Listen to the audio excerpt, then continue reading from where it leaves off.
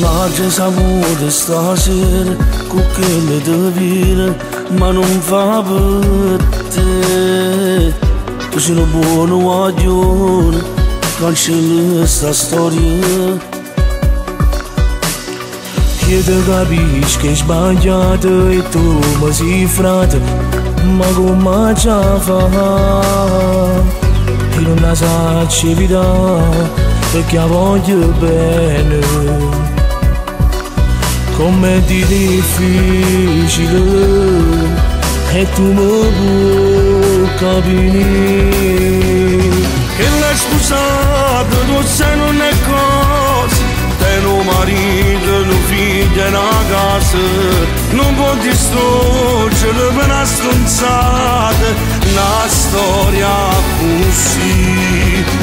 Che l'hai sposato ma sono innamorato, che posso fare oramai sono perduto, e m'ha giurato che io la s'acchillata per vivere con me.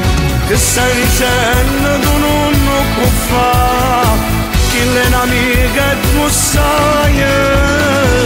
Ti pregheranno una mano per scia questa storia, non voglio rischiare. Pure se mi sono attaccato, io faccio per te. Si chiamano non rispongo, ciò di classe mi sa.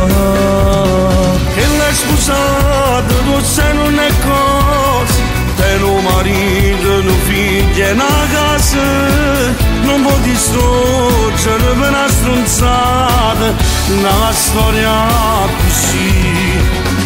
Che l'hai sposato ma sono innamorato, che posso fare oramai sono perduto, e m'ha giurato che io la s'acchillata per vivere con me, solo con me.